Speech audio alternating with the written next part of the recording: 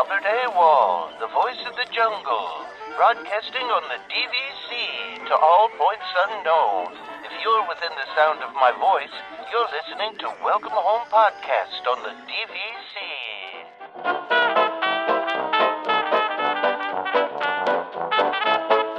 Hello and welcome home. This episode of Welcome Home is brought to you by DVC Rental Store.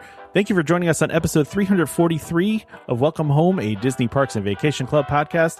I'm Tom, here with Trevor. How's it going, Trevor? Hey, pretty good. How is your morning going so far? It's good. Okay, so this isn't your fault, Trevor, okay? But continuing from last week. Okay. Continuing from last week of things that are not your fault. So, you know, my ever-expanding vacation. Yeah. So I think if you guys have been listening, I booked a cruise last minute to, you know, on Disney Cruise Line. And then it was, you know, the cruise ends on Wednesday. And I'm like, well, what are we going to do for the rest of the week? Like, you know, I mean, and my wife has to work too. So that was the other thing. Because I was like, well, we'll stay in Florida. Maybe we'll go to the parks, you know, for a couple of days. And my wife's like, well, got to work. And I was like, okay, well, that kind of ruins it, right? So can't do anything. So I was like, well, I mean, we're going to be like an hour or so from Vero. Maybe we should just go to Vero and you can work from the beach. How's that sound? And she was like, yeah, that's awesome. And I was like, okay, let me go see if there's anything available. And lo and behold, I find a 2-bedroom available during the times we want to go. So now I'm staying at Vero after the cruise. Of course. Yeah. So still not my fault. I didn't make you do any of this, by the way. No, you just, it prompted a lot of things. And we're telling my daughter doesn't know yet still. She's going to find out tonight. So, wicked. Okay. Yeah, I know. We're very excited. So anyway, I don't want to waste any more time though on that. We can talk about that later or with our guests that we have today, because we have two special guests. One, Dani, who has been with us so many times. I don't even know how many times Dani's on the show. She's done the show a million times, but I was talking about DVC swaps, I don't know, a couple weeks ago, maybe last week. And funny enough, I was emailing with DVC Rental Store's swap representative about my own vacation. And then I had mentioned to Dani, I said, hey, Dani, we need somebody from swap to come on because I want to learn about swaps and I want to talk to everybody, the listeners about swaps. And sure enough, it's Ellie, the same person I emailed with briefly and was like, hey, I need to do this last minute thing. And she's like, you can't do this last minute thing. So, but we're going to get into it. So welcome to Dani and Ellie. Dani from DVC Resale Market and Ellie is from DVC Rental Store. So thank you guys for joining us.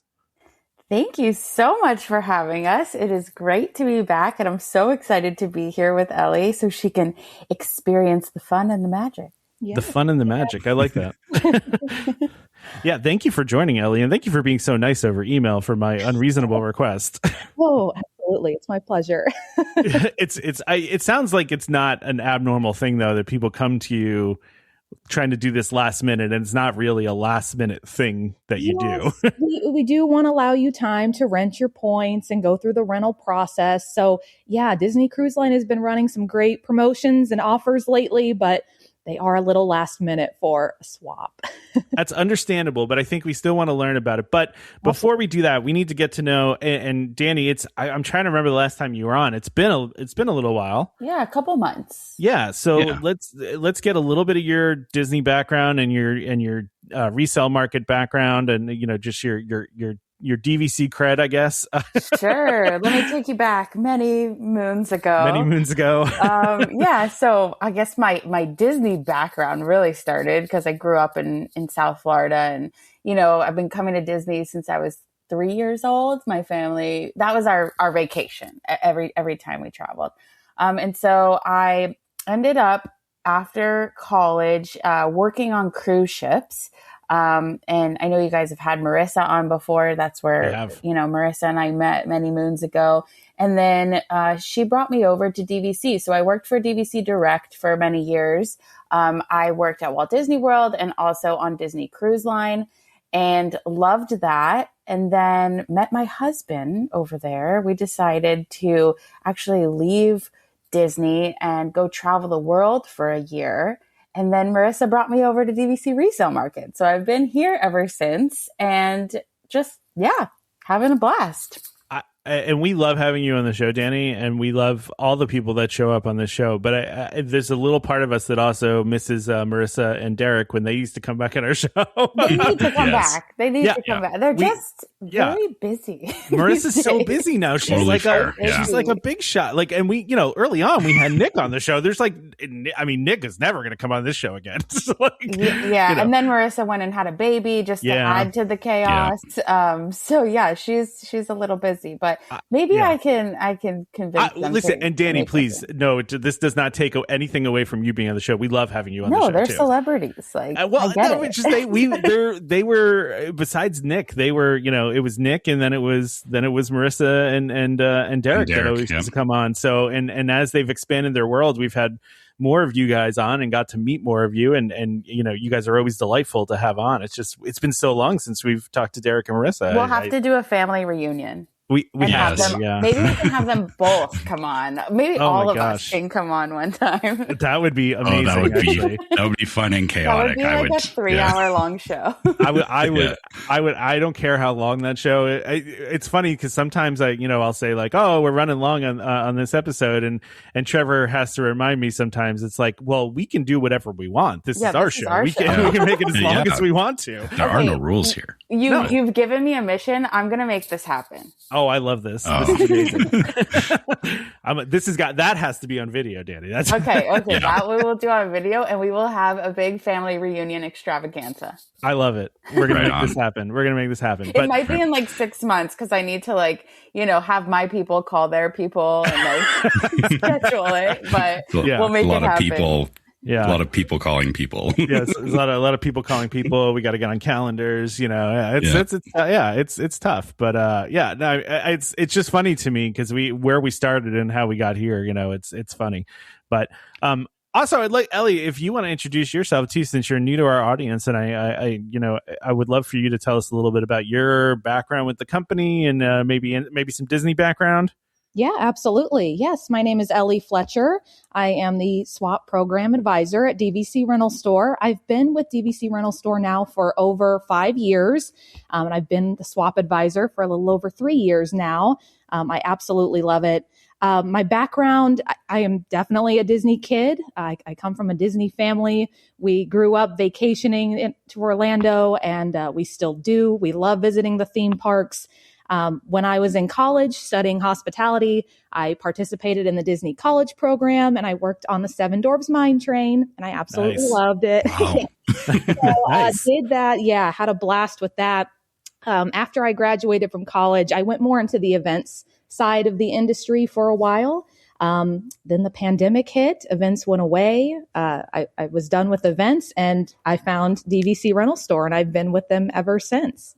It's been great. It feels like a common story with the Keyholder Vacation World of DVC crowd of I worked at Disney, pandemic happened, now I work here.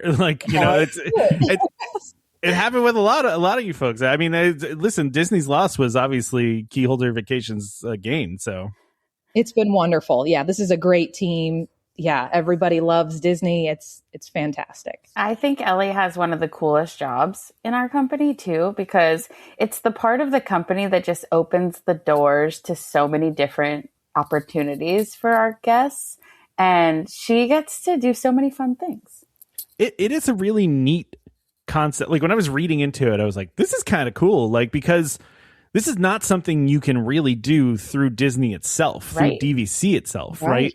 And Ellie launched the program. So that's why I call her like the swap ambassador or swap extraordinaire, because she really is, she's the knower of all things swap.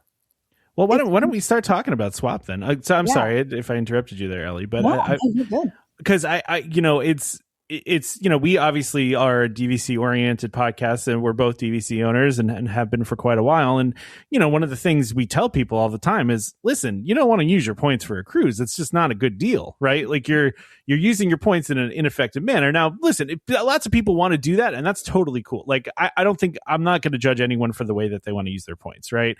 Like use your points how you want to use your points. Like that's at the end of the day, but you guys change the math on that because I mean, you do with the swaps, because because all of a sudden now it kind of is worth it to use your points for a cruise instead of but doing it through Disney is a whole different thing, because it's because of the exchange that's going on there. But I don't want to explain everything. I would love for Ellie to, but Trevor, I don't know if you were just going to say something. No, I was just thinking when you were talking about, the math of converting points, like the math doesn't math when you do it with Disney, but it seems like the math is mathing when the you math guys are very doing much math is math is math. The math is mathing.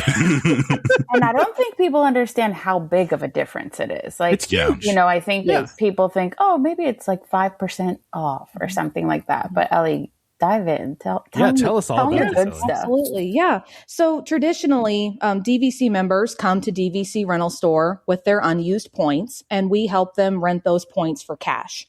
But we also offer the swap program, which is where members rent their points with us, and instead of taking that cash payout, they use their earnings from their rentals for new and exciting vacation opportunities. And we've really grown this program. We have so many different awesome offerings. I mean, you can swap for Disney Cruise Line, Universal Orlando Resort, Sandals and Beaches Resorts, Adventures by Disney, Royal Caribbean, Celebrity Cruises, even Disneyland Paris. So this is such a great value for our DVC members to take their points and explore all over the world with all these new exciting vacation opportunities. Well, and a couple, I mean, I don't know if you have any examples, just like, off the bat. I know there's some on the website on a rental store of like the difference between using your points through DVC for a cruise and then using you guys to do it. Because it was pretty eye-opening to me when I looked at that and I saw the difference. I was like, whoa. Like that's huge. We do have examples, shown on our site. And we can help you book any Disney cruise that you have your eye on. But yes, it's our point to dollar conversion. Disney's point to dollar conversion is vastly lower than ours. And all I'm saying by that is we will offer you a higher payout for your points than Disney will for you to swap directly with them. So it's a higher value for your points to rent with us. So because we're offering you that higher payout, it doesn't require as many points as it does to swap directly with Disney. So you get to keep a couple extra points in your pocket for your own use or, to rent for other items. But it's definitely a great value for sure. Yeah, I just pulled up the site because I think the examples are really, and these are examples only, by the way, but the 5-night Bahama cruise from Fort Lauderdale on the Destiny with 2 adults, if you did it with points through Disney, is 474 points. If you do it through you guys, it could be 241 points. It's a 233 point difference. Plus, you don't have to pay that $95 fee either, which is nice, and you can use resale contracts. Absolutely. So, yeah. Like, that's huge. A lot of people don't realize you're getting the exact same cruise, exact same stateroom. Everything's the same. It's not like you have to, go down a few staterooms or anything like that to be able to, see that savings. It's the same exact cruise, same stateroom. Absolutely. Yep. Mm-hmm. And that's really cool. I would love to understand, because I was talking about, how I had tried to do this and was emailing with you. And I probably should have realized that this was a process that, can take a little bit of time, but it's not really something that's for last minute cruises necessarily. This is more something you need a little bit of time to kind of work through, right? Right. And I'll talk through the process a little bit. There is a way we can maybe do some more last minute cruises. Definitely if that's something, if you're more of a last minute planner, you can still participate. But let me just walk you through the process. Please. So first, DVC members will submit an inquiry on DVC Rental Store's website. If you go to our direct site, members can see all of our different swap offerings on different tabs on our site, and you can submit an inquiry form there. And then I like to start with the fun part, which is planning and securing your dream vacation. So you'll work with me to get that vacation booked. And once it's booked, we get you onboarded as a renting member with DVC Rental Store to start paying for your trip. You're paying for your trip by claiming listings and booking reservations for our guests using your DVC points. And as we've talked about, rather than those funds being paid out to you in cash, they're being held in a swap account for you to go towards that trip balance. The goal, obviously, is to have the points rented and the trip paid in full by your vacation's final payment date. And once it's paid in full, you're good to go. So there is a little bit of a rental process. We want to allow you plenty of time to go through that process of claiming listings and booking reservations for our guests. So we do like you to have, a couple months ideally to go through that rental process before your final payment is due to Disney Cruise Line or Universal or whatever it is you're booking. If you are more of a last minute planner though, that's still totally fine. Reach out to me and, we can still get you onboarded as a renting member on our site, and you can start renting your points first, and we'll hold your earnings in a swap account. Then whenever you see like we were talking about, if you see a last minute cruise that, hey, I want to book this right now, where it would need to be paid in full to Disney, that's no problem. We have your funds already held in your swap account, and we can apply them to that cruise booking too.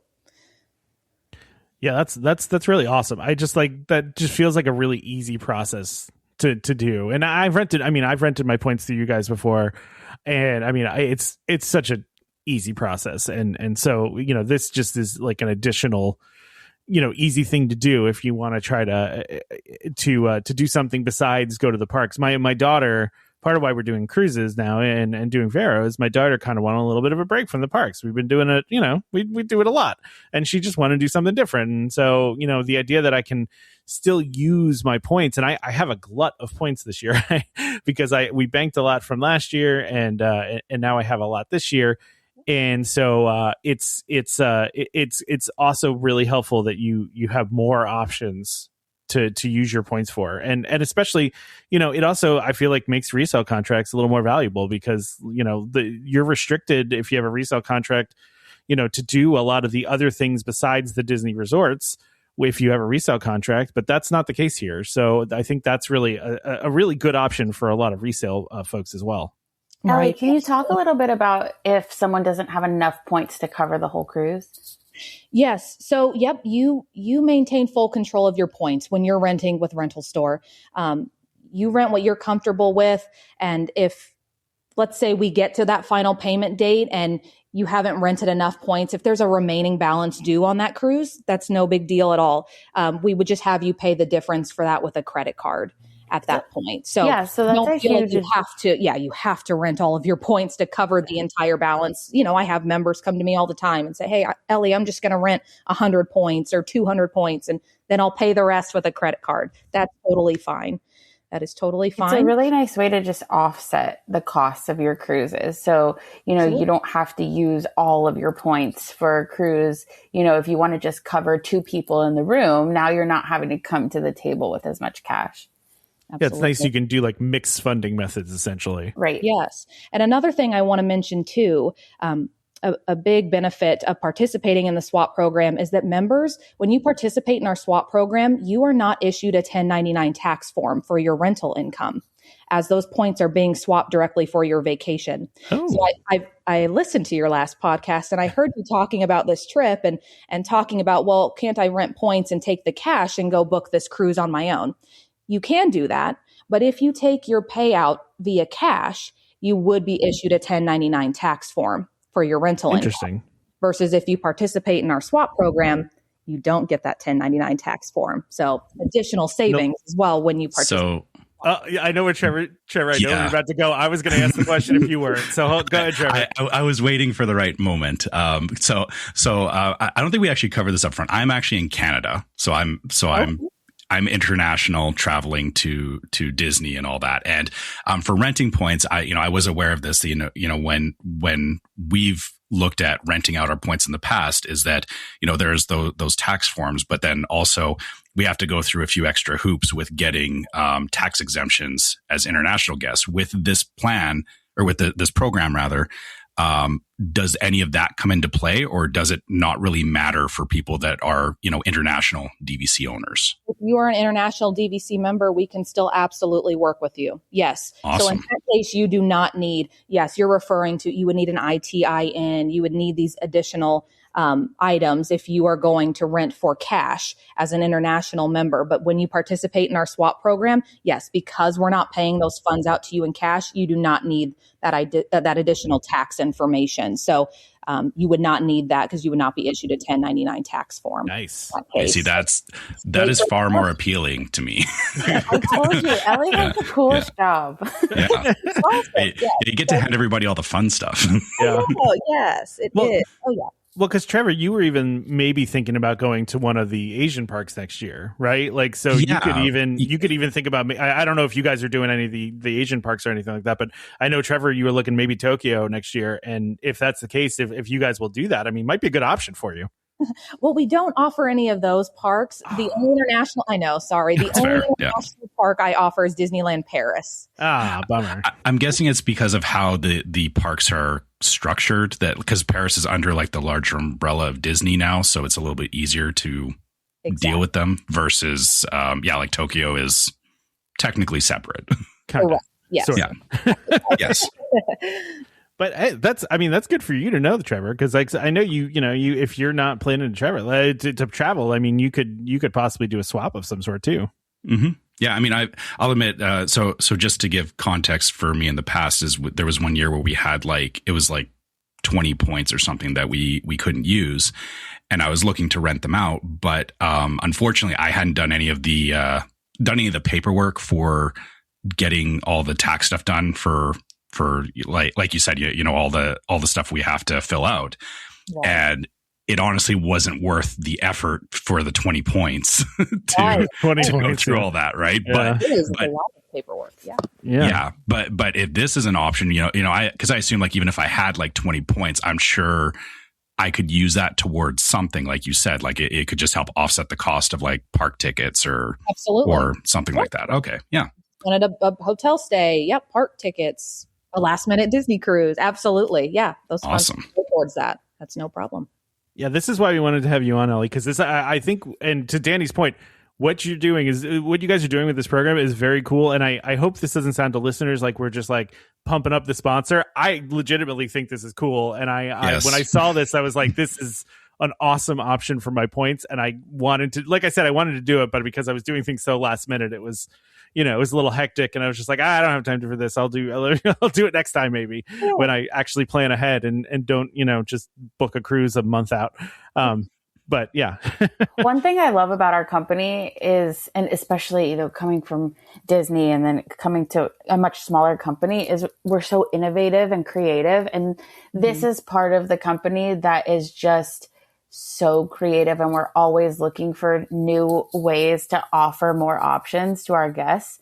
So if there are any other vacation opportunities that you guys are interested, that the listeners are interested in, just let Ellie know, because we hear you, and we'll do everything that we can to try to make it work and try to, add new offerings as well. Yeah, we're always looking to expand this program. So absolutely. Can I put Tokyo on the ask list? Trevor's going to say, put Tokyo on that list.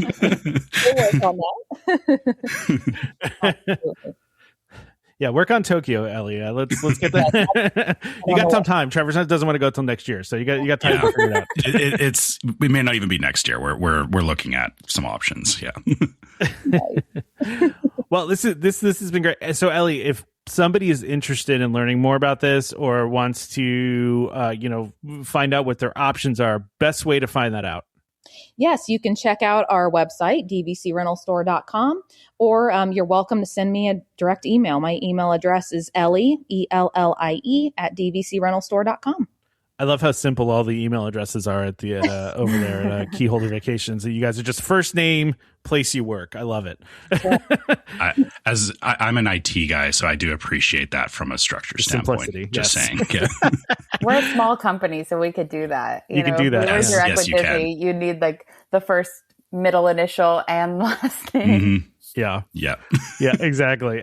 So yeah, Ellie, hang around while we're going to talk some DVC here too. But we really, really appreciate that you came on the show to talk about the swap program, because I think, like I said, I think it's really cool, and I hope some of our listeners reach out to use some of their unused points for something different. Maybe they want to go check out Epic Universe or something. There's all sorts of things you can do, and that's what's really cool about it. So absolutely, thank you guys so much for having me. Yeah, hang out here, talk DVC with us. So, and for our listeners make sure you if you reach out to Ellie, let her know that you heard her talking on the show, and Yeah, because I think you guys enjoy that when you after your appearances, you usually get all sorts of weird questions from our listeners. So. 1,000%, but also like you become a VIP. That's true. When we know where you came from, we're like your family. I mean, we treat all of our guests wonderfully, but I mean, it's so cool when you're, chatting with someone on the phone and then you know where they came from, and you become friends right away.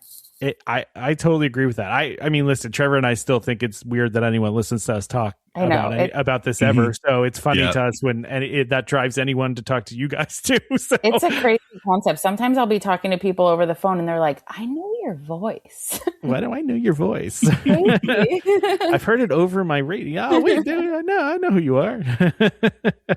Cool That's concept. funny. Well, Dani, tell us what's going on in the resale market. I know we just got out of the second month of the year, and I feel like the reverberation of the fee, the resale fee, is still kind of you're trying to work itself out, right? Like I don't really know what kind of impact that's having so far, but where are we at right now? Are we buyer's market, seller's market? What kind of trends are we looking at? So you know what? To be very honest, I thought that the fee was going to be really polarizing, especially because at the end of last year, when the fee was announced, everybody was like, I got to get in before the fee. I got to get in before the fee. So I was just kind of like bracing myself for the new year. And, I thought that was really going to deter a lot of people, but I think we've just kind of accepted that things change with Disney and things change with DVC, and that's just how it is, and there's not much we can do about it. So I think buyers are just getting savvy and they're saying, okay, I have this $500 fee, let me just change my offer up a bit to kind of compensate for that difference, and everybody's happy. Sellers happy, buyers happy. So I really haven't felt it very much at all, actually. Just more buyers getting a little bit more creative with their offers. We're in a seller's market, but it's such an interesting seller's market because none of the prices have changed. Usually, if you're in a buyer's market or a seller's market, you see huge dips or, increases in prices, but prices just across the board have been super steady. I will say we're in a seller's market because inventory is super low. So if you are a seller, the good thing is your contract's probably going to sell a lot faster than it normally would have. But yeah, prices are pretty steady across the board, I've seen. Interesting. So to that end is, I do browse, I read like subreddits and stuff about DVC resale. And so my anecdotal experience is that it seems like, part of that is ROFR seems to be going through relatively quickly for people, or at least what I've been seeing. Are you seeing that as well? That like they're not, like ROFR's not taking a long time because of this? Oh my gosh. Well, the end of last year, I was seeing some in like 4 days. I was like clearing my eyes. How is this even happening? Or I'd get, a message from a buyer like, I just passed ROFR. Is this a mistake? And I'm like, I don't know. Let me check. Maybe it is a mistake, but it wasn't. Now we're looking closer to like 15 to 18 days, which is still a lot faster than normal. So, you never know with Disney, that could change tomorrow. But I would say for the past few months, it's been pretty quick, which is lovely. Yeah, for sure. Yeah, it's kind of an interesting, I know it doesn't affect necessarily the buying or selling market, but I feel like experience for sure. Yeah. ROFR is like, if you're selling, like there's that anxiety of like, am I going to sell it quickly? And then on the flip side, the buyer going like, is my proposal going to get approved? Right. Like it does affect both of them, even though, like you said, it's kind of up to Disney at the end of the day. But it's an interesting thing that I'm always looking at that in relation to like how the market seems to be moving too. Absolutely. Actually, one thing about ROFR that I would love to talk about, just because I feel like I've been getting this question a lot from sellers, just so you know, if you're a seller and you're selling on DVC resale market, you really don't have to worry about ROFR. I've been getting a lot of, what if Disney buys the contract back? How does that affect me? As the seller, it doesn't impact you either way. So when the contract goes through ROFR, if Disney does decide to buy it back, you're just going to get essentially paid out by Disney instead of the buyer, but they are going to pay you whatever the agreed upon offer is. So really the only person that that ROFR affects is going to be the buyer. Right. Yeah, that's right. I keep forgetting that, like, it's not that ROFR stops the sale. It's just Disney takes over the sale. Right. Someone else is buying it stops it for the buyer. And then, as a buyer, this is another question we get asked a lot, like, what's going to happen to my escrow deposit? Your escrow deposit gets fully refunded, or a lot of people will just find another contract. I always tell people when you're going through ROFR, have a list, especially if you're really close to the ROFR numbers, have a list of contracts ready to go so that as soon as we find out if your contract passed or didn't, if it doesn't, you have some options that we could just move on really quickly and then just apply your escrow deposit toward the new contract. So super easy. But if you don't happen to find another contract right away, the escrow deposit's fully refunded to you. I realized we started in that whole conversation of ROFR, and I should have actually, like, we have a lot of new listeners, and I should have provided this up front. ROFR, we're talking about right of first refusal, which is part of all of our DVC contracts for anyone that is listening to this, because, we're all saying ROFR, and this goes in like with all the other Disney acronyms that all of us who just talk about Disney, and don't think about it. But I forget sometimes that we do have new listeners, and we should be helping navigate that. Yeah, you want to talk about maybe what right of first refusal is a little bit? Yeah, sure. Tell us all about it. Yeah. So basically, right of first refusal is, let's say you're looking at a contract and you put in a crazy offer. You just want to see if the seller bites. And the seller's like, you know what? I think that's a pretty good deal. I'm getting more than I paid for it. I kind of want to sell quickly. Yeah, let's go ahead and accept that offer. That's great. That's the first step. The second step is letting Disney let you, or having Disney let you buy it back at that price. So basically what they do is if they feel that the price is too low, or for whatever reason, Disney has their reasonings, they'll say, you know what, that price is too low. We're not going to let you purchase that. We're going to buy it back at that price. And so the first obstacle is the seller going to accept my offer? But the second is Disney going to let that pass? And so one thing that our company does that I think is really, really cool is we're all about education. We want our buyers and our sellers to be super educated when, buying or selling. And so we have reports on our site that we post every single month, and you can look at all of the ROFR buybacks. And so when you're making an offer, look at that report, because you could strategically make your offer around that report. I really love ROFR, and I think a lot of members do. ROFR kind of stinks when you're a buyer because you have to worry about Disney buying back. But I feel like it's the one thing that really sets DVC apart from kind of every other timeshare out there. If you were to own another timeshare and you need to sell it, a lot of them, you basically have to pay someone to buy it back from you, so that you don't have to pay the annual dues anymore. But with DVC, because of ROFR, because Disney doesn't let contracts sell for crazy, crazy low, it keeps the market where it is, and it helps your contract retain its value. So I think that it's actually a huge perk to being a DVC member is having ROFR, but it is definitely something you want to be conscious of when you're putting an offer in. Yeah, I mean, that really helps, Dani, with I kind of knew a lot of this, but thank you for explaining this for our listeners, because there's a lot to ROFR, and it's it's something, like you said, it exists in the background that is there to help keep our contracts of value. So I think it's good that people know what it is. Now, I would, I know, Tom, we had a few other questions on the rundown here, but I think I kind of want to jump to this one. And this is actually, we have a part of our show that we like to call reckless speculation. Tom, you don't have to play the you don't want to play the song? Okay, you can if you want. No, it's okay. I won't suggest getting to the song. Yeah.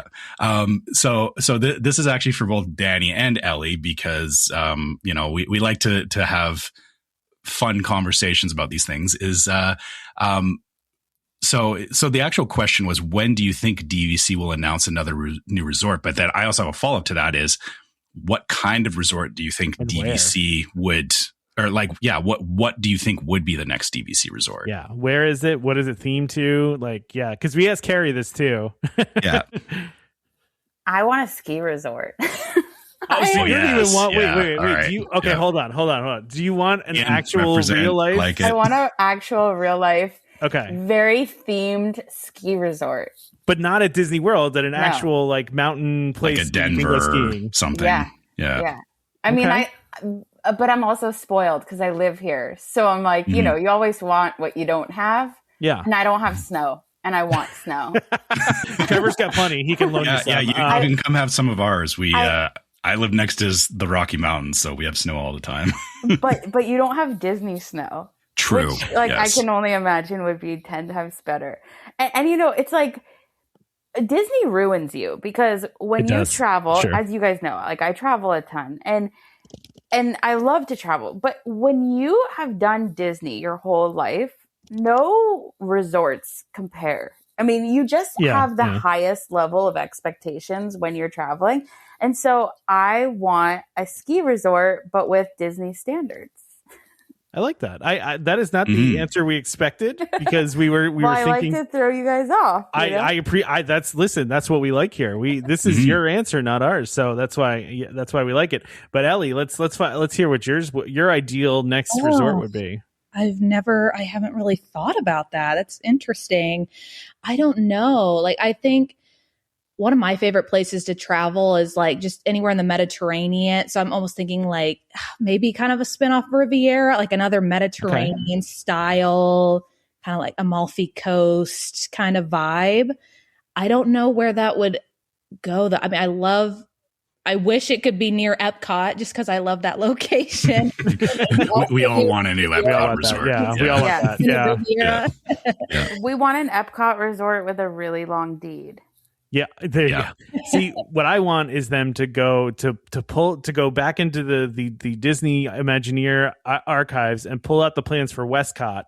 Which, if you're familiar with Westcott was going to be the West Coast EPCOT, and they were going to have hotels in the World Showcase where you could just like in the middle of the night, like pop out into the World Showcase and walk around, and you could like stay in different countries in the World Showcase. And I'm like, do that. I want to do that. Every little kid's dream to just, you know, be able to go to a park after hours or like, you know, you hide out so that security doesn't find you. The park closes and then you have the whole park to yourself. Like, you could do a spin on that. Who wouldn't want to do that? Right? That's actually a dream. I love it. Yeah, listen, when the Westcott plans were going to be so cool, and then they just didn't do it. And it's like, how cool would it be to stay in the World Showcase?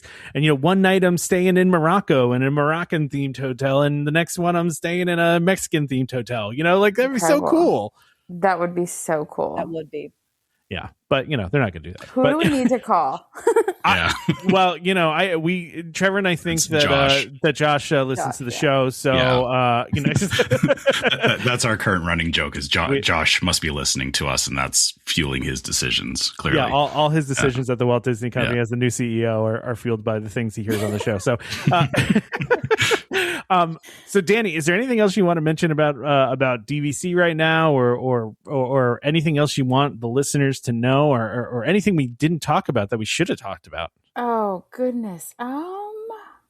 I don't think so. We just finished Red Hot Deals. There are still some contracts that were on Red Hot Deals that are now labeled as certified hot price so listings. They're now lukewarm deals. They're now lukewarm yeah, they're orange not hot deals. They're still we kept them on the site and kept them like kind of labeled differently so that you can tell which they are. Obviously it's not part of this huge, you know, marketing advertisement for this big promotion, but you know, if you missed Red Hot Deals or maybe you dragged your feet a little bit too long, just go to the listings and sort for certified hot price listings, because there's still some really good ones.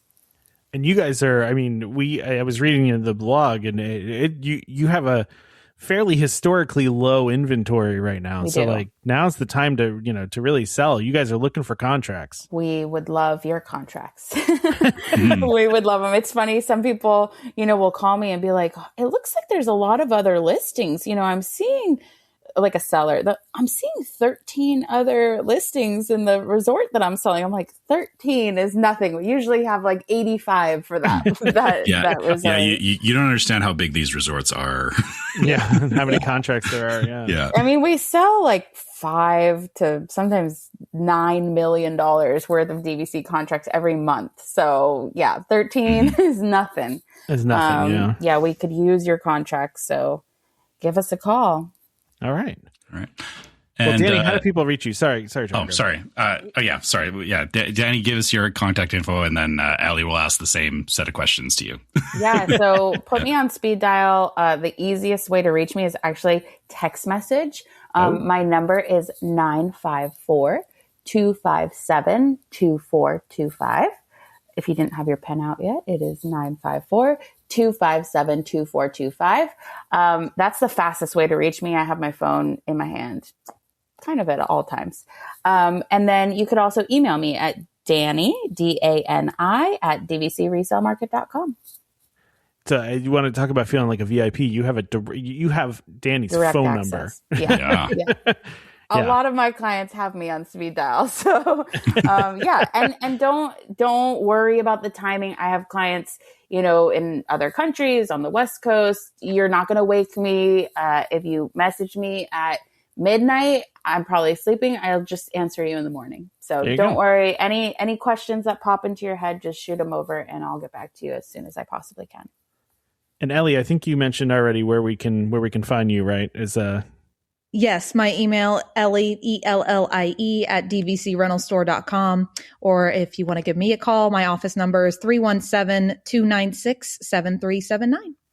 Well, listen, It's been a pleasure having you guys. Go ahead, Trevor. Sorry. I was just going to ask Ellie, we talked about a lot of stuff with Rental Store and the point swap. Is there anything else that you want to mention that we didn't talk about? Oh, yeah. No, I think we hit everything. No, I think we're awesome. Good.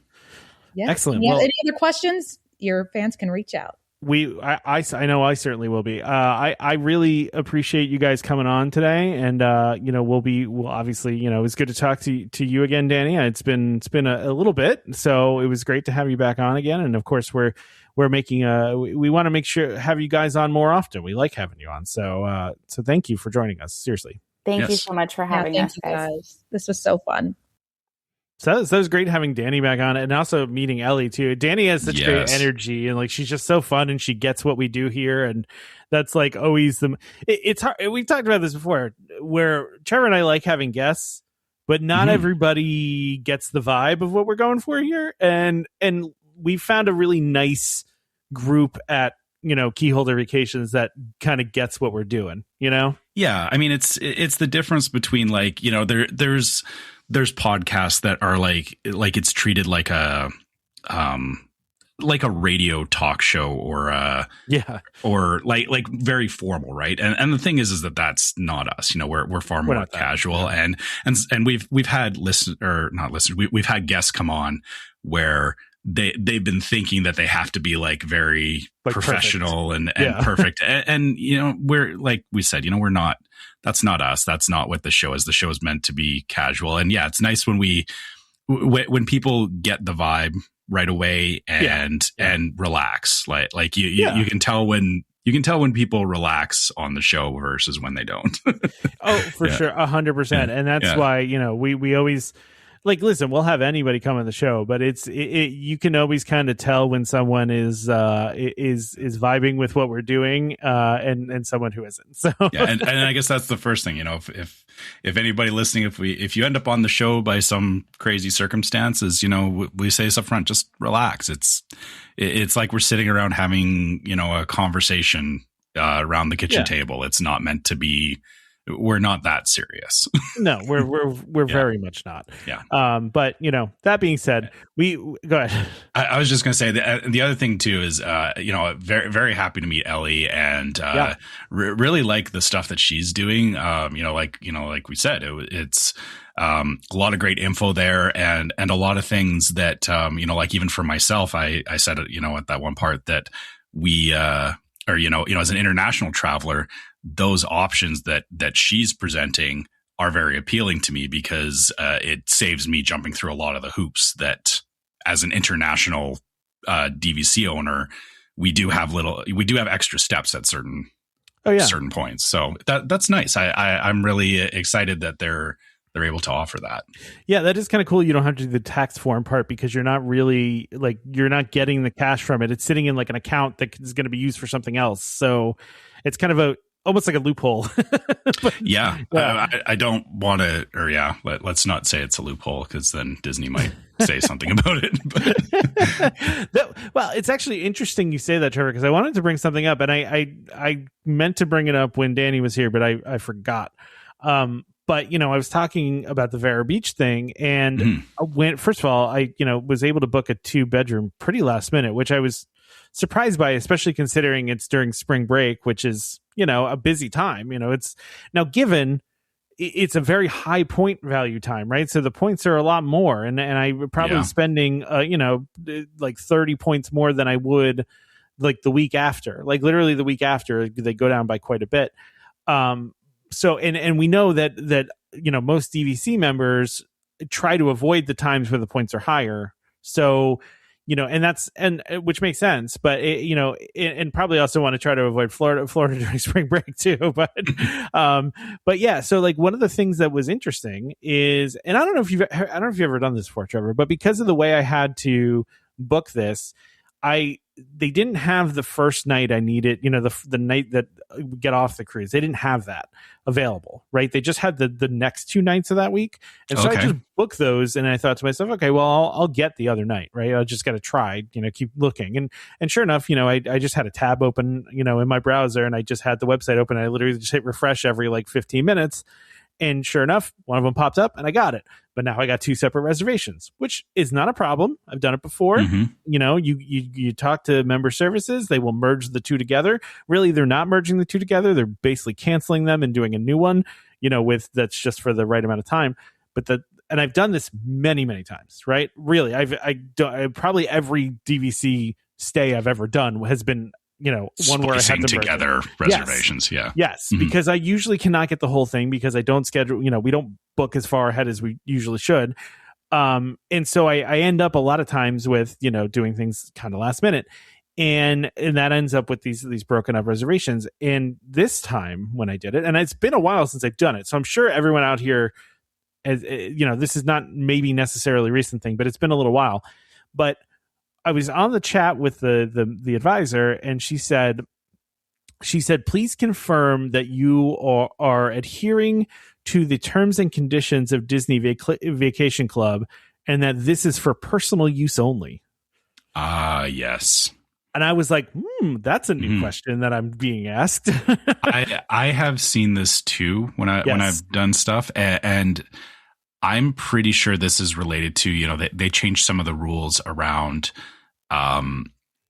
So there are companies out there that seem to operate in, they own a bunch of, so the reason they're saying for personal use is that, and actually I think we should clarify this because, I'm sure a lot of people are drawing lines with like Rental Store is like one of these companies that is like renting out DVC to people and, making money off of it. They're an intermediary, which is different than a company owning a bunch of contracts and renting those contracts out. That's a business. Yeah. The reason that they're making those statements now about personal use is Disney seems to be going after those companies that, it's not an individual that owns their contract and they're renting it out. And by the way, that is still totally valid. Like that, that's allowed. Yeah. Like, when we were talking with our advisor, when we got our first DVC contract, that was one of the things up front. He was like, yeah, you can rent your points out. Like they were very upfront about that from Disney's point of view, is that they don't have a problem with you renting the points. What they have a problem with is these companies that, or somebody figured out there was like a gray market of like, hey, you buy up a bunch of contracts as a company and you can make money off of renting out those contracts, right? Yeah. And so yeah, I think the reason why you're seeing that phrasing on the website now is, Disney's they're putting that statement out there because it gives them legal grounds to go after. The chat agent said it to me. Yeah. It wasn't even I was seeing it on the website. The chat agent. Literally, yeah. But to your point, I've seen it on the website too. So yeah. But to your point, what DVC what DVC Rental Store does, you can do just yourself, right? Like Trevor could call me. To anybody. Yeah. So like DVC Rental Store is just making it a little bit more secure, broadening your horizon as far as like, people that will do it for you. But like if Trevor called me tomorrow and said, hey, do you want to rent your points out to me? I'll give you $20 a point. We could do that. That's not we just do that as private people. This is just a more formalized way to do it. So it is a different thing. And it's what they're doing is not, some people might quibble with it, but I think we should be able to. I don't want to get to a place where I can't use my points for friends and family. I literally, we bought DVC so we could share it with our friends and family, together. We could do things together. Like I'm doing at Vera. We're going on this with friends. And that's the kind of stuff that we want to do. And I would hate to get to a point with DVC where they say, well, no, every reservation has to be in your name, and like I don't think we're going to get to that point. It's just, it was interesting to me because I had not had that happen previously. And I know they've been trying to crack down on this. And I also know that they do, respect the idea of allowing, members to rent out their points. They also, though, don't want what you're talking about, which is these companies that are buying up thousands of points and then renting them out, because that has a lot of other impacts to inventory and availability. Yeah, and it's a net negative for the experience of DVC. Yeah, because, truthfully, it's protecting members by being restrictive about that. Yeah.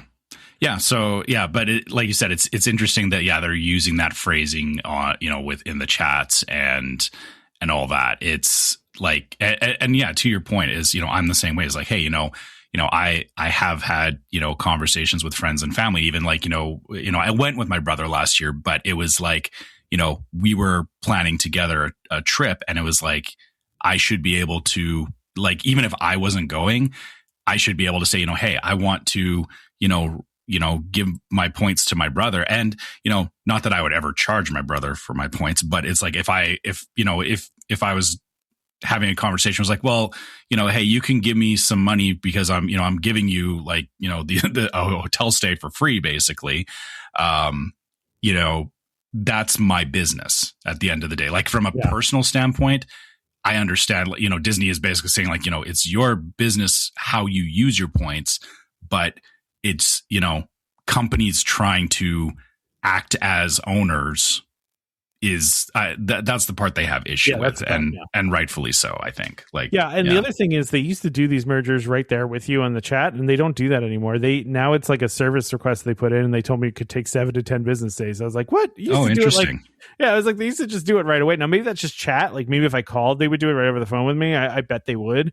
I feel the chat, I think, I hate to say it, or I'm going to ruin the magic maybe a little bit here, but I wouldn't be surprised if it was an AI agent you were dealing with and not an actual person.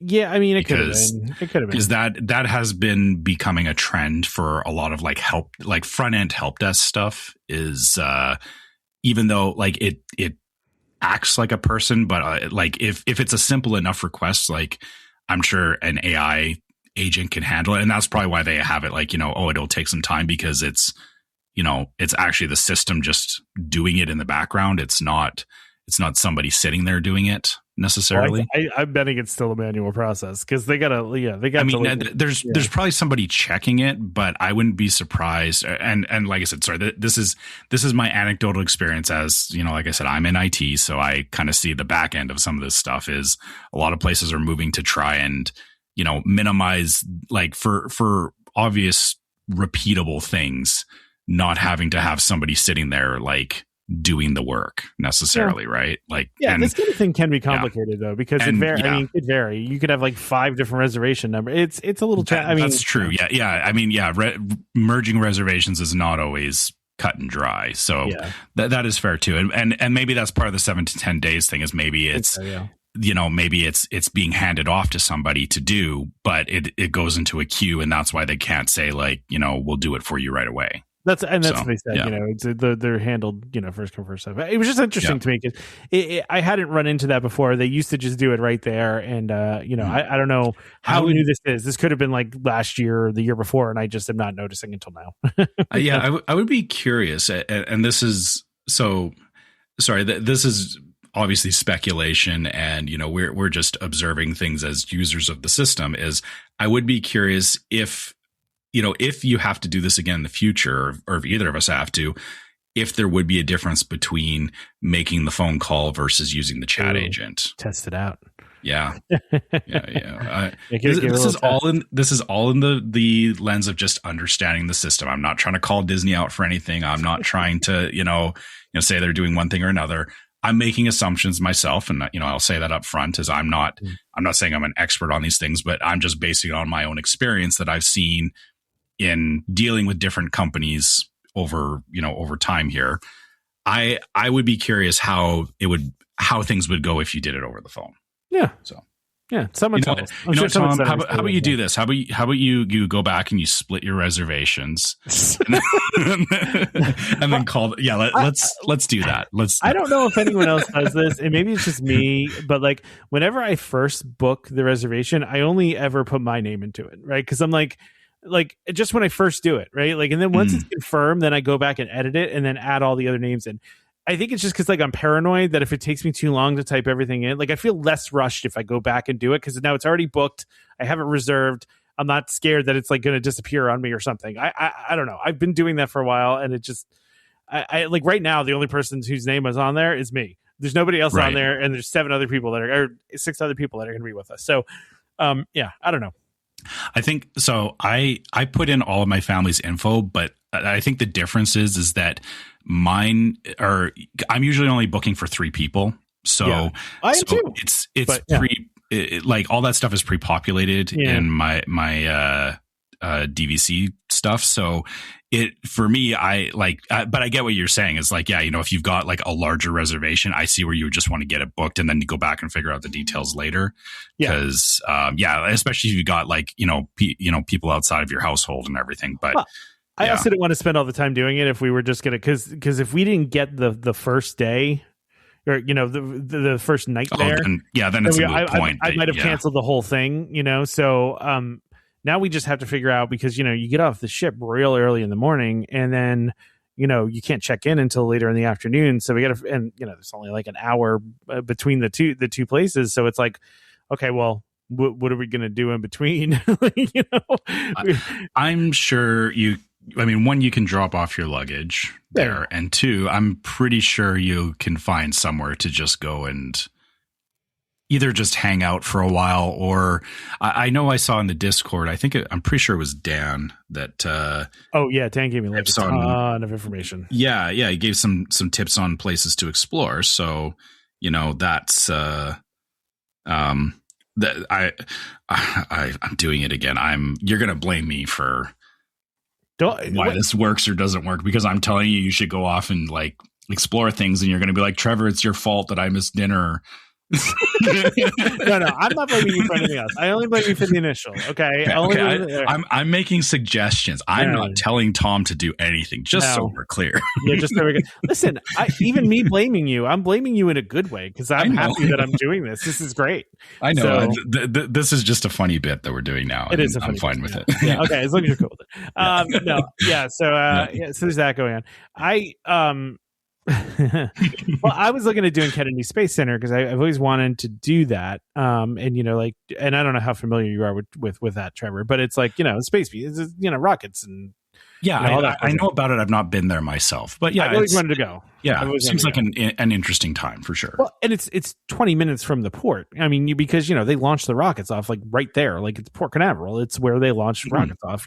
So like you can. I mean, the one time when my wife and I went on a cruise that wasn't a Disney cruise, and we were on a Royal Caribbean cruise, and we were at Port Canaveral, we saw them rolling the rocket out to the launch pad, like, because it literally goes right by the ships. They go right on the same road, like there's like a little side road there that they do it, so you can see that. And I and you can watch launches and stuff from there too. But I've just always wanted to go to the Space Center because it just looked really cool. They got a lot of cool stuff there. I want to go check out some rockets. I think it would be entertaining, but it is a little pricey. And here's what, Trevor, this is always the challenge I have with going on vacation with other people, because I know what I'm willing to spend on things.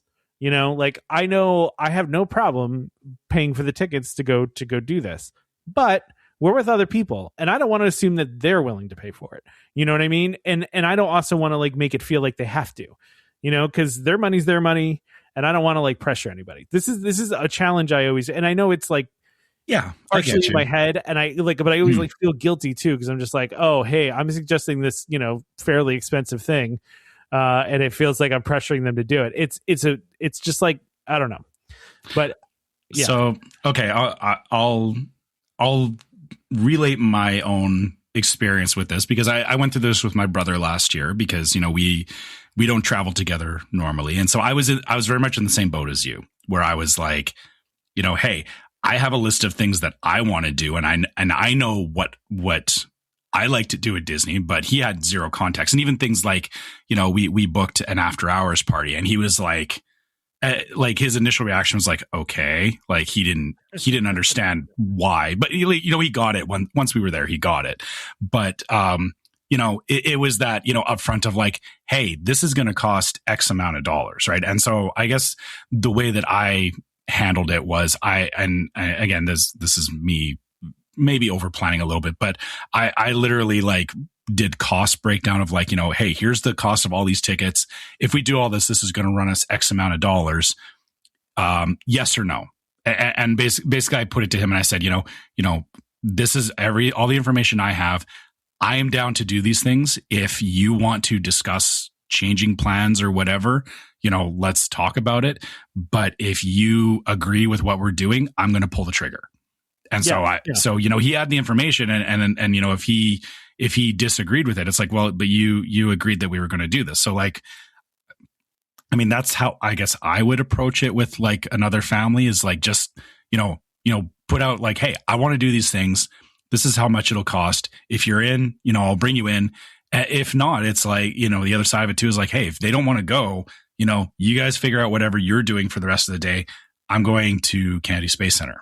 Like, that's kind of what we might, you know, end up doing, because and you kind of have to do that. I think we talked about this before. When you go on vacation with other people, it's you kind of have to be okay with doing your own thing sometimes. Otherwise, it's going to create friction. And I'm okay with it. I just always feel like, even when you and I went to dinner, when we both were down there at the same time, I you know, kind of just was like, we already had the Liberty Tree reservations, and then I just was able to add you and your brother.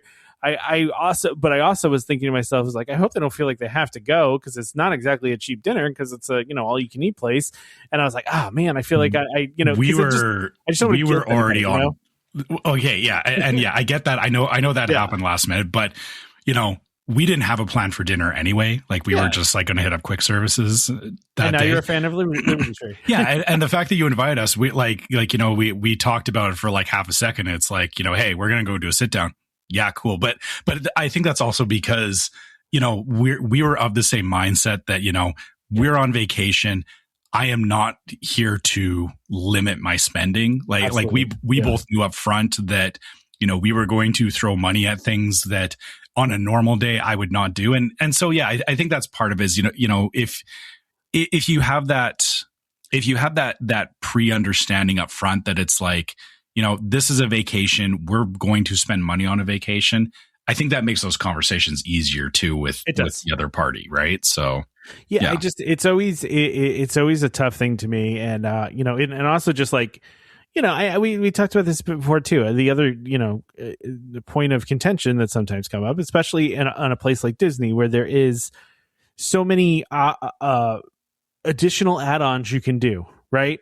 Yeah. It's like, you know, and especially since, you know, we're going with my daughter's one of her closest friends, it's hard, because it's like, okay, well, what if I want to do, you know, Bibbidi Bobbidi Boutique with her, and I don't want to expect them to have to pay for it, but then that's gonna, you know, cause a little issue, you know. And it's like, and their daughter will go, but she's going, but why can't we go? You know, see what I'm saying? Yeah, like. Yeah. So I feel like we just will discuss those things with them ahead of time, and just make, you know, see what they think, and you know, come to, like, because I don't want to cause a problem. Obviously, I don't want to and it really doesn't matter at the end of the day. And it is what it is. But I will say this too is, I know you're worried about like upsetting other people, but I worry about all these things, Trevor, all the time. I know, but sorry, I'm also going to put it out there that other people are responsible for themselves. I know, right? Like even from the lens of saying I want to take my daughter to Baby Boy Boutique. If her friend is upset about it, that's honestly between her and her parents. Yeah. At the end of the day, and it's not your fault that one thing happens or another thing happens. And I get what you're saying. I get you don't want to cause. I feel guilt. But I'm also going to remind that it is you are as much there on your vacation as they're on their vacation, and you have a right to choose how you spend your vacation. Yeah, no, I agree. So I get where you're at with it. I get because you're like kind of the focal point of planning and all that you feel like you have an obligation. But I do. But I think that's also where, like I said, going back to my experience with my brother, it was, easier because it was just me and my brother, but there was definitely a dynamic there of, he didn't know, like I said, he didn't know what was up. He was very much leaning on me. And so I felt an obligation of trying to make sure that he got the most out of his experience. But he eventually turned to me and was like, look, Trev, I'm just going with the flow here. Like, whatever you tell me is good. I trust you.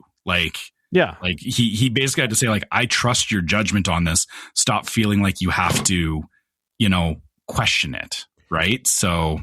And the nice thing about doing the cruise is that this is actually still, even though I did one already, still a bit of a blind spot to me, right? Like I am not an expert on this side of the thing. So it's almost, I kind of can I'm not the responsible one here, right? Because I know a little.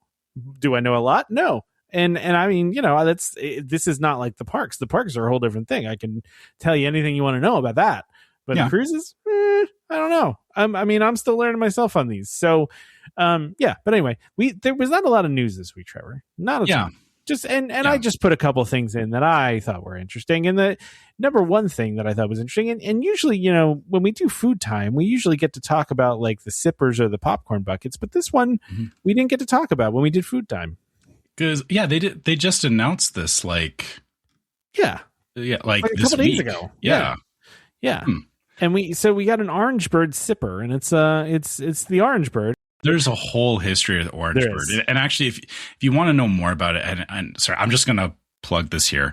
Dapper Danielle, Orange Bird is her favorite character. And she's actually, I've watched some of her content, and she's actually done some deep dives into where Orange Bird came from. And it was a whole thing of, corporate sponsorships and all that. So if you want to learn more about Orange Bird, she does have info on that. And technically, okay, so I mean, this is kind of a weird thing, but technically it is a Disney character. It is now. He was a Disney character to be the mascot for the Florida Citrus Commission. So Disney created it, but it was for the Florida Citrus Commission. And that was in exchange for them sponsoring the Tiki Room and the Sunshine Tree Terrace. So it's not like it's a Disney character in the parks, it's a sponsored Disney character is what it is. Exactly. It's a sponsored Disney. That's a good way to think about it. Yeah. It's one, but it's a Disney character, but not a Disney character. but now, so let's talk about the fact that it's a sipper, I guess. Okay. I'm looking at this, and I mean, all the pictures I'm seeing of it, I don't see any point where it actually has a drink in it. Has a beverage in it? Yeah, they're showing it with like the cup of what did they say it is? It's an orange lemon smoothie. Yeah, an orange lemon smoothie next to it. I don't even see where the straw goes into this thing. Like they're not showing that. I assume it's behind the leaf on the top of his head, right? Yeah, and I mean, and to be fair, like this, we're not looking at, or the link you sent isn't through an official Disney site. But I mean, my thing with sippers, like I do have a couple of sippers in this house that we've acquired along the way. I like sippers a lot less than I like popcorn buckets, and I feel like I'm drawing a line in the sand there. No, I agree with you. But like sippers are just. I'll tell you what the problem with sippers are, Trevor. And I think I've talked about this before. And this is a general rule for me. anything I'm eating out of, or I'm sorry, anything I'm drinking out of, I want to wash that first. Yes. Right. Yeah. That's it for me, is that I can't easily wash a sipper. And the plastic ones come from the factory with like a little bit of like a weird chemically coverage still on them. And if you just pour a drink right into that, it tastes like that chemically thing. And that's like, if you poured a drink into this and then drank directly from it, all you would taste is plastic. Like that's what you would taste, and if you clean it, it'd be fine. But I don't know. That's what my issue really is. So if I were to get this, which, it's cool. I like Orangebird, and I like this iteration of it. There's a lot of Orangebird merch floating around the Flower and Garden Festival too, along with some Spike merch as well. I enjoy Spike as well, but there's a lot of Orangebird stuff going on. I don't know. I just wouldn't put the drink in it. I would get it as a souvenir and not a functional cup. Yeah. And to that end, like even, or I guess like, you're right. It's still fine as like a souvenir and like as a little bit of a display piece. If you're a fan of Orangebird, totally makes sense. Like you said, my problem with it is the same as yours, is that like with a popcorn bucket, it's like you get like popcorn buckets come in weird shapes too. And like they can be a pain to clean out, but it's like you're cleaning out popcorn. Whereas a sipper is like, my thing with sippers is I like the resort mugs, because when I get home, I can take a resort mug and I can wash it properly and I can use it. And I can be like, I'm using my resort mug. Sometimes I drink out of my resort mugs. I have a bunch of them at home now at this point. Just, if I'm feeling like I need a little bit of Disney, on a regular day, and then I can throw them in the dishwasher. The problem with a sipper is that, can't really do that. I'm putting my drink in this, and then I don't know that I'll ever get this thing clean, which means that, like I said, it kind of relegates itself to, it's always just going to be a display piece and not something usable. And even as far as popcorn buckets go, we have a popcorn bucket that we actually use as a pen holder, because why not, right? Why like not? it's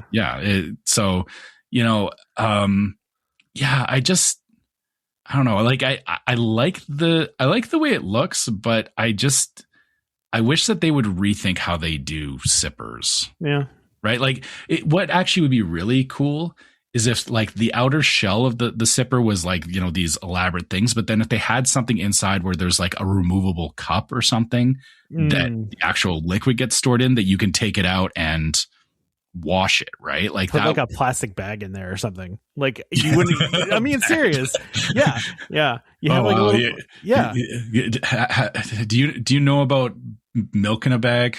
Yes, I do know about milk in a bag. Okay, although I thought that was mostly like in only certain areas in Canada. It is actually. It's mainly in Ontario, and I think Quebec still does it. But it's not a thing where I live. But we're very aware of milk in a bag. That's what I was imagining. That's what this is the same thing. It's just like of your bag of smoothie in your. You just put a bag inside there, and then the nice thing about the bag is when you pour the liquid into it, it'll just conform to whatever the shape of the sipper is. That's true. And then I'm okay with drinking from it, because now I'm not drinking from, from this weird plastic thing. I'm drinking from instead a plastic bag that is probably food safe, I would hope, and doesn't taste like plastic. Yeah, I've solved like I said, but then it becomes the issue of like I wouldn't want to say.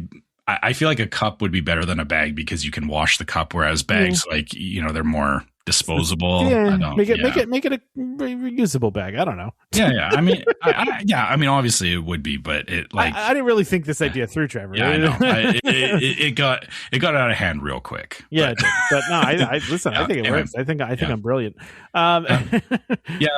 Some food for thought with sippers, but yeah, let's move on to, I think we got like one or two more things on the list. Yeah, I mean, I feel like I put the Disney Adventure stuff on here, which is a lot. So, and I don't want to talk. Okay. So, and we've talked for a while today. So, maybe we can just talk about a couple things about that. But the other thing I wanted to put on here, and just because we talked about it fairly recently, was, Buzz Lightyear still closed. Space Ranger Spin over Magic Kingdom still closed. But they did just put up a new sign, replacing the old sign. Which, and when I say sign, I mean what held like the wait time thing, and it was like that cartoony Space Command thing, and very like I don't know, what would you call it, like an industrial kind of feel to it, right? Like it was very 90s 90s futuristic, 90s Tomorrowland looking. It felt like the old sign felt like a remnant of when they were using or actually I guess it's closer to what they did in Disneyland, which people called them, I think they called them the space French fries because there was these, like, it was supposed to be like stone or like look like rock formations you would see on like Mars or something, but they painted them like a copper color and they kind of looked like French fries for a bit. And then, but this is like the old one was in that same vein. It was like an older structure. This new structure, or the new wait time sign, looks actually like something you would see. It looks closer to like Space Mountain, actually. Yeah, it actually looks more like current Tomorrowland, but also this article mentions too that it's very much in the vein of the sign that for the previous attraction, which is If You Had Wings. Oh, I never actually saw that. So yeah, okay. And they have a picture here of the If You Had Wings, and it's kind of a very similar style, and it's almost like I see that now. So it's like, it's weird because it's like a throwback, but it also somehow is fitting like more of the Space Mountain, like almost more of the current Tomorrowland theming. I like it. I think it's cool. It gets away from like the toy cartoony kind of sign, but this is not the only sign, right? Like the whole front of the attraction is still being worked on. Like it's all just paint right now. This is the sign that sits in front of where the doors are, that just has the standby time and the lightning lane time. So it's one of the signs, but it's not the only sign. So but I like this. And it also kind of looks like it's going to light up cool at night, which is pretty neat too. Yeah, and actually, I realize what it is now, that the old sign, it reminded me of the 90s cartoon. Yeah, is what it is. So like it had that cartoon aesthetic to it, and this is more, like you said, it's bringing it back to like, it's blending in with Tomorrowland, which is not a bad thing. Like because I think maybe this is part of a larger thing that they're trying to do with Tomorrowland is Tomorrowland did feel a little bbit disjointed for a while. I mean, Buzz Lightyear never felt like it fit in there because of the cartoony vibe of it. Yeah, but I mean, like that whole corridor, if you think about like because there used to be like Stitch and then Monsters Inc. and Buzz Lightyear. It was all like very, very cartoony, right? Yeah, it was. But I think they're trying to get it back to like the Tomorrowland aesthetic, which is more futuristic, minimalistic, I guess. Some people I get may not like that, but I mean, I don't think it's a bad thing, because like that is supposed to be the vibe of Tomorrowland, is like, kind of like what EPCOT was proposed to be, is kind of the vibe that I'm getting from it. So yeah, absolutely. Which I like a lot. I really do. It's very cool. Yeah. Can't wait to see what the rest of the signage looks like. Yeah, seriously. I know we're talking about signs and getting excited about signs, but theming is like important. I mean, absolutely. Yeah. Like don't sleep on theming. Like theming is a big reason why we go to Disney. So exactly. So I'm more than happy to talk about it. Yeah, and I mean, the last thing I had on here was just about the Disney Adventure, a cruise ship that none of us will go on because it's in Singapore. Yeah, and it doesn't even like actually travel anywhere; it just goes out to sea and comes back, which I love. Yeah. That's an ideal cruise to me, man. Yeah, that's totally fine with me. But listen, this cruise ship looks incredible, and oh my goodness, yes. I think we talked about this. I don't know, a couple episodes ago, where Disney bought this ship for nothing, because this was pretty much a fully built cruise ship that the company that was building it went bankrupt. So Disney came in and bought it for pennies, essentially, but then spent like $2 billion to like redo the whole thing. And you can see the money in it. Like if you just look at the pictures, it is gorgeous. I mean, yeah. Oh man. Yeah. I mean, there's like the amount of variation in the areas in this ship is insane. Like just looking at like that courtyard, with the open trees, courtyard in the middle. Yeah, the open courtyard, and then the San Francisco street is like very cool. Yeah. I would just go stand there and just like vibe with that. Like, it's so cool. I love it. It's really, really cool. Yeah. And for those that don't know, it's Big Hero 6, which if you haven't seen Big Hero 6, what are you doing? Go see that movie. It's great. Right. I love Big Hero 6. Yeah, Such that's a fantastic movie. But like, so they have like this whole like street area that's got it's like a market and shopping experiences. They have a 4-screen movie theater, which is crazy. It's just like it's just, which is just nuts. I mean, also, they've got rides on this one now.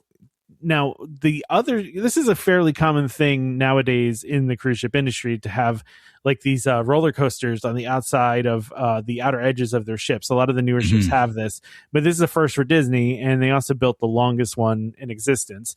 But they also just threw a flat ride on one of on the top deck, which is crazy that they did that. And it also looks like some sort of go-kart kind of thing. There's go-kart racing as well, or I guess like a go-kart track. Yeah. So there's that too. And so these are all first for Disney because they don't like have rides on their ships. That's just not a thing that they do. And so that's a new thing that they're doing. And listen, that would work in the States. But listen, this ship looks incredible. I hope someday it somehow makes its way to the States. It doesn't feel like it will. It feels like they've created this very specifically for the Asian market, and it's just going to stay there.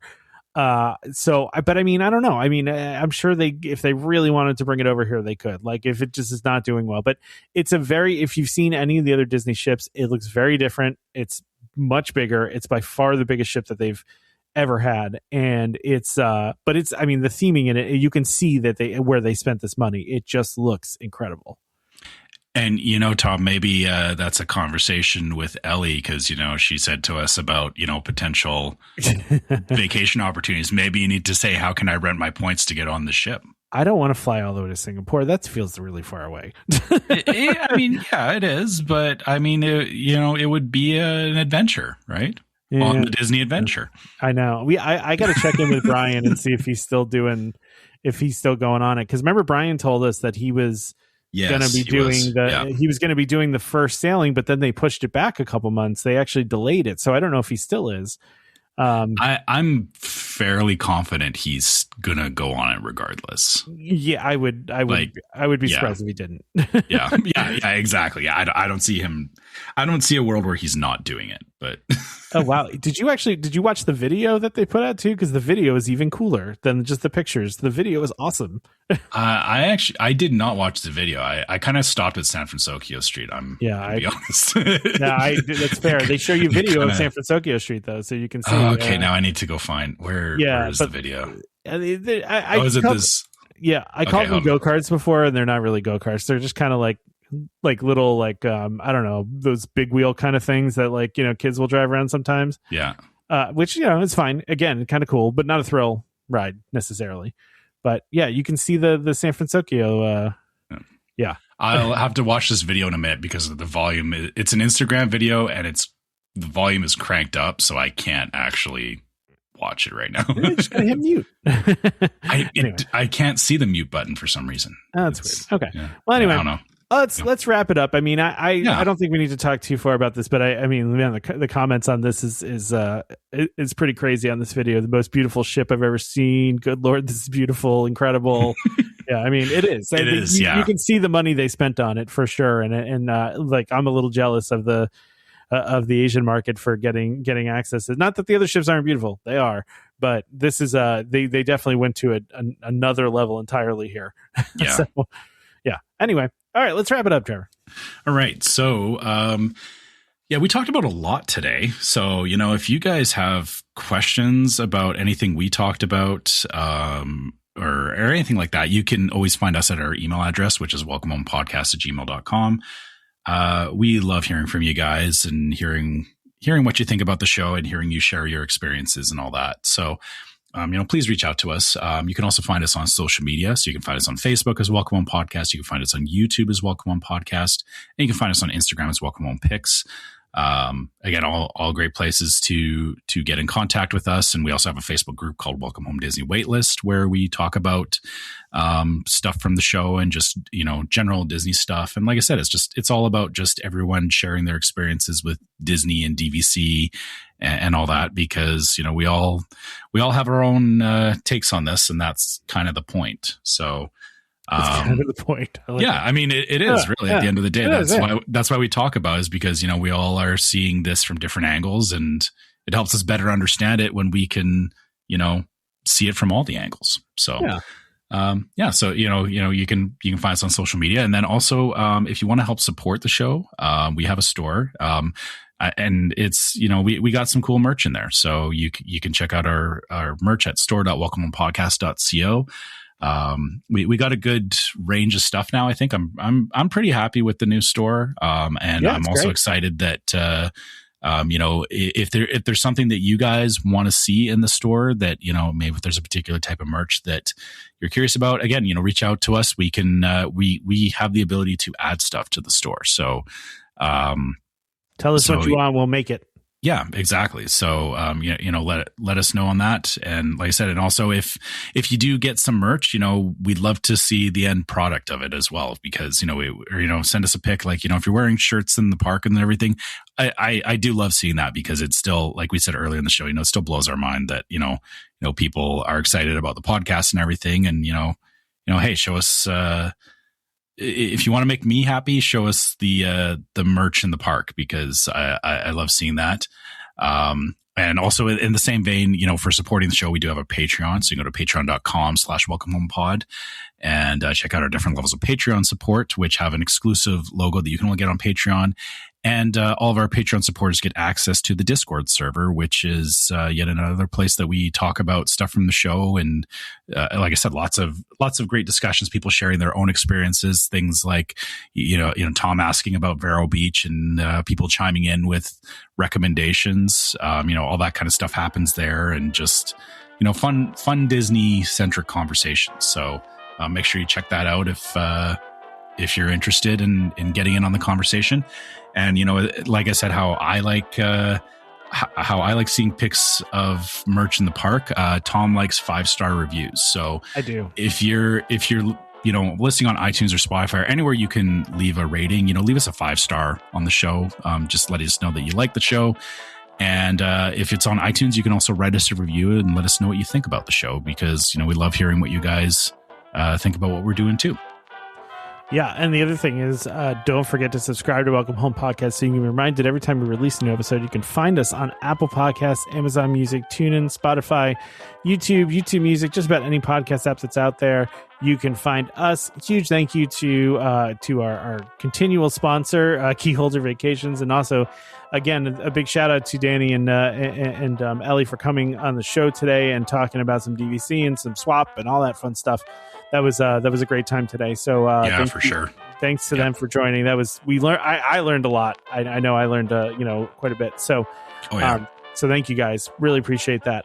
But join us next time for more Disney Parks discussion. Of course, more DVC talk. We hope to see you all real soon.